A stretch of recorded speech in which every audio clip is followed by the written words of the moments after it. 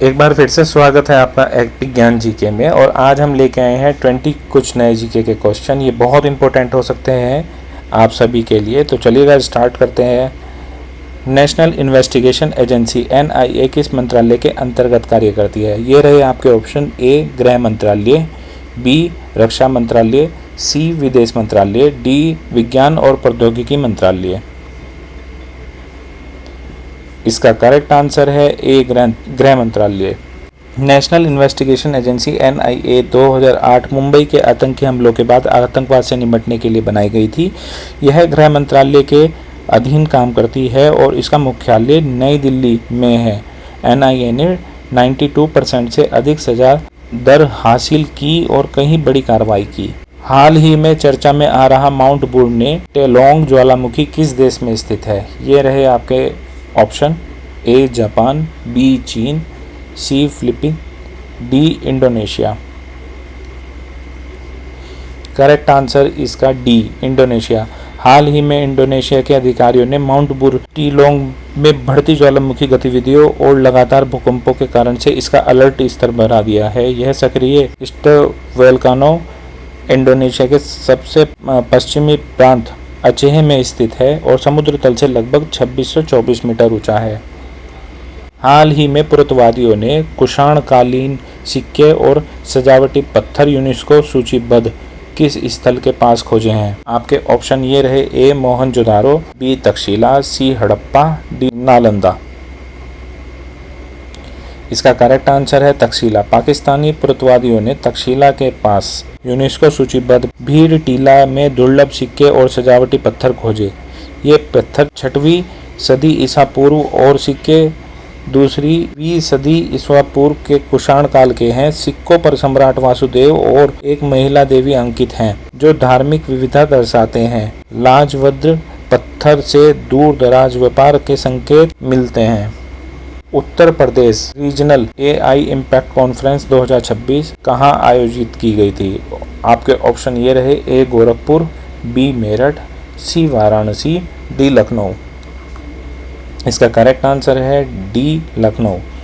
India AI electronics और सूचना प्रौद्योगिकी मंत्रालय METWAI और उत्तर प्रदेश सरकार ने 12-13 जनवरी 2026 को लखनऊ में Uttar Pradesh regional AI impact conference 2026 का आयोजन किया। यह सम्मेलन गवर्नेंस और पब्लिक सर्विस में AI के उपयोग को दिखाने और राज्य स्तर पर पहला इंडिया AI मिशन से जोड़ने के लिए हुआ था। इंडियन स्कीमर संरक्षण परियोजना किस संगठन द्वारा शुरू की गई थी?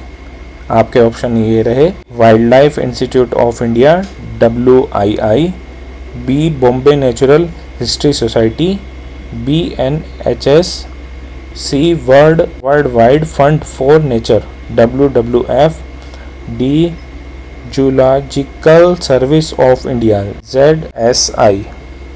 ये रहा इसका answer B Bombay natural history society BNHS। Indian skimmer संरक्षण परियोजना बॉम्बे नेचुरल हिस्ट्री सोसाइटी द्वारा शुरू की गई थी। भारत की प्रमुख गैर सरकारी जैव विविधता संरक्षण है। इंडिया स्कीमर दक्षिण एशिया की का पक्षी है और IUCN रेड लिस्ट में संकटग्रस्त प्रजाति के रूप में सूचीबद्ध है। घड़ियाल जो हाल ही में खबरों में था का IUCN दर्ज क्या है? आपके ऑप्शन ये रहे: ए संकटग्रस्त, बी अति संकटग्रस्त, सी गंभीर रूप से संकटग्रस्त, डी कम चिंता। इसका करेक्ट आंसर ये है सी गंभीर रूप से संकटग्रस्त। हाल ही में गंगा नदी बेसिन सर्वेक्षण में 13 नदियों में 3037 घड़ियाल पाए गए हैं। हालांकि इनकी संख्या पर गंभीर खतरे हैं। घड़ियाल एक मीठे पानी का मगरमच्छ है जिसका वैज्ञानिक नाम ग्रिविलियस गैंगटियोर्स है। रेड लिस्ट के अनुसार इसका दर्जा गंभीर रूप से संकटग्रस्त है। जेंडर सांख्यिकी को सशक्त बनाने पर 2 दिवसीय सम्मेलन कहाँ आयोजित किया गया था? आपके ऑप्शन ये रहे: ए चेन्नई में, बी हैदराबाद में, सी नई दिल्ली में, डी कोलकाता में। इसका आंसर है सी नई दिल्ली। हाल ही में सामाजिक सांख्यिकी प्रभाग MOSPI और राष्ट्रीय लागू आर्थिक अनुसंधान परिषद NCAER द्वारा 15-16 जनवरी 2026 को नई दिल्ली में जेड सांख्यिकी को सशक्त बनाने पर 2 दिवसीय सम्मेलन आयोजित किया गया। इसमें नीति निमित्ताओं, शोधकर्ताओं और सांख्यवादियों ने जेंडर डेटा सिस्टम को बेहतर बनाने की चर्चा की। द्वितीय विश्व युद्ध में हिरोशिमा पर परमाणु बम किसने गिराया? आपके ऑप्शन ये रहे, ए ब्रिटेन ने, बी संयुक्त राज्य अमेरिका ने, सी जर्मनी ने, डी फ्रांस ने। करेक्ट आंसर संयुक्त राज्य अमेरिका बी। 6 अगस्त 1945 को संयुक्त राज्य अमेरिका ने जापान के हिरोशिमा पर लिटिल बॉय नामक परमाणु बम गिराया था, जिससे द्वितीय विश्व युद्ध की दिशा बदल गई। गंगोत्री राष्ट्रीय उद्यान किस प्रदेश में है? आपके ऑप्शन ये रहे, A Uttar Pradesh, B Uttarakhand, C Himachal Pradesh, D Madhya Pradesh. Correct answer B Uttarakhand. Gangotri राष्ट्रीय उद्यान उत्तराखंड के उत्तरकाशी जिले में है, जो 2390 वर्ग किलोमीटर में फैला हुआ है। यहाँ हिम तेंदुए, कबूतर, प्रखाता, बारबेट आदि बहुतातीय में पाए जाते हैं।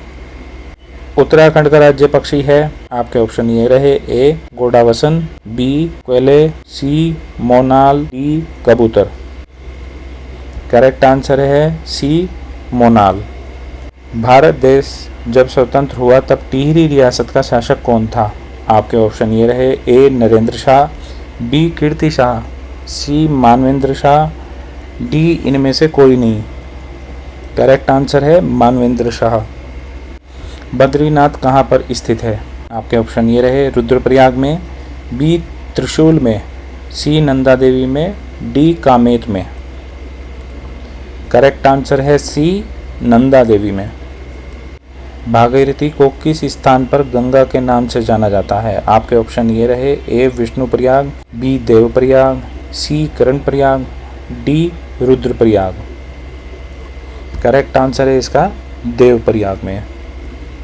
भारतीय सेना की पहली महिला पायलट कौन बनी जिन्होंने रुद्र सशस्त्र हेलीकॉप्टर उड़ाने की योग्यता मिली? आपके ऑप्शन ये रहे, A Anvi Chaturvedi, B Bhavna Kant, C Mohan Singh, D Hansraj Sharma. Correct answer है हंसराज शर्मा। कैप्टन हंसराज शर्मा भारतीय सेना की पहली महिला पायलट बनी जिन्होंने रुद्र सशस्त्र हेलीकॉप्टर उड़ाने की योग्यता मिली। उन्होंने 251 आर्मी एविएशन स्क्वाड का नेतृत्व किया और CAATS नासिक में प्रशिक्षण में टॉप किया।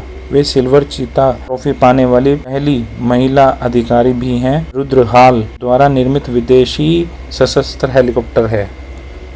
भारत में किस राज्य ने अपना 8वां राज्य वेतन आयोग गठित करने वाला पहला राज्य बन गया? आपके ऑप्शन ये रहे, A Bihar, B Assam, C Orissa, D Jharkhand.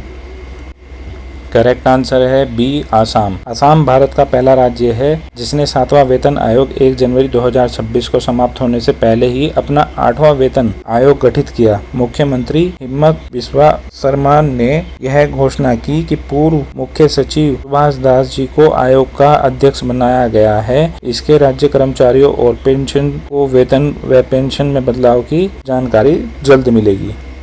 Bharat के 92वें शतरंज ग्रैंड मास्टर कौन बने हैं? आपके ऑप्शन ये रहे, ए आशीष चावला, बी आर्यन वैष्णव, सी विकास सिन्हा, डी खुश कपूर।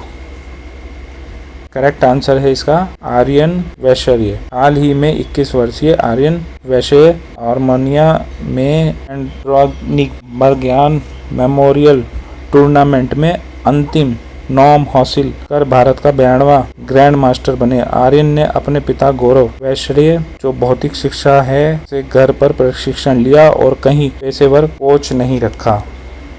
उत्तर प्रदेश के राज्यपाल के आवास का नया नाम क्या है?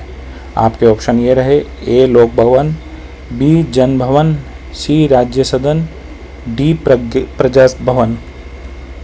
करेक्ट आंसर है इसका बी जन भवन। उत्तर प्रदेश के राज्यपाल आधिकारिक आवास का नाम अब राजभवन से बदलकर जन भवन कर दिया गया है। यह बदलाव राज्य सरकार द्वारा घोषित किया गया है और अब लागू हो गया है। यह कदम गृह मंत्रालय की सिफारिशों के अनुसार देश भर में राज्यपाल आवासों के नामों में एकरूपता लाने के लिए उठाया गया है। अंतर्राष्ट्रीय ओलंपिक दिवस प्रत्येक वर्ष किस दिन मनाया जाता है? आपके ऑप्शन ये रहे 21 जून, बी 22 जून, सी 23 जून, डी 24 जून।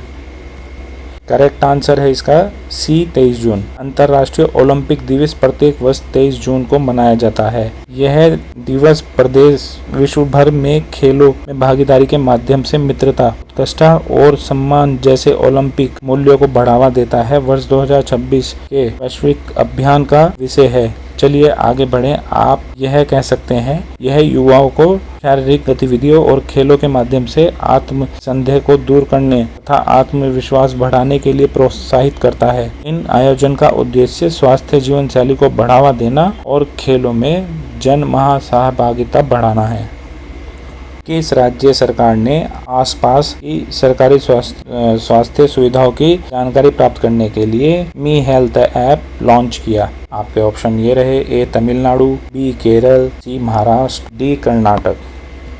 करेक्ट आंसर है बी केरल। केरल स्वास्थ्य विभाग ने नागरिकों को आसपास उपलब्ध सरकारी स्वास्थ्य सुविधा की जानकारी देने के लिए उद्देश्य से मी हेल्थ मोबाइल एप्लीकेशन लॉन्च किया है। यह एप्लीकेशन उपयोगकर्ताओं को 10 किलोमीटर के दायरे स्थित सरकारी अस्पतालों का पता लगाने का सहायता करता है, जिसमें मरीजों के लिए सुलभ चिकित्सालय सेवाओं की पहचान करना और आसान हो जाता है। इस प्लेटफॉर्म के माध्यम से उपयोगकर्ता अस्पतालों के बारे में विस्तृत जानकारी देख सकते हैं। ऐप के एक मुख्य विशेषता डॉक्टर की अपॉइंटमेंट ऑनलाइन बुक कराने की सुविधा है, जिससे मरीज पूर्व निर्धारित समय पर परामर्श कर सकते हैं। मी हेल्थ ऐप का एक उद्देश्य केरल के सार्वजनिक स्वास्थ्य सेवाओं की उपलब्धता, पारदर्शिता को सुविधा बढ़ाना है। एशिया के सबसे बड़े ट्यूलिप उद्यान का उद्घाटन कहाँ किया गया? आपके ऑप्शन ये रहे ए देहरादून में, बी शिमला में, सी श्रीनगर, डी चंडीगढ़।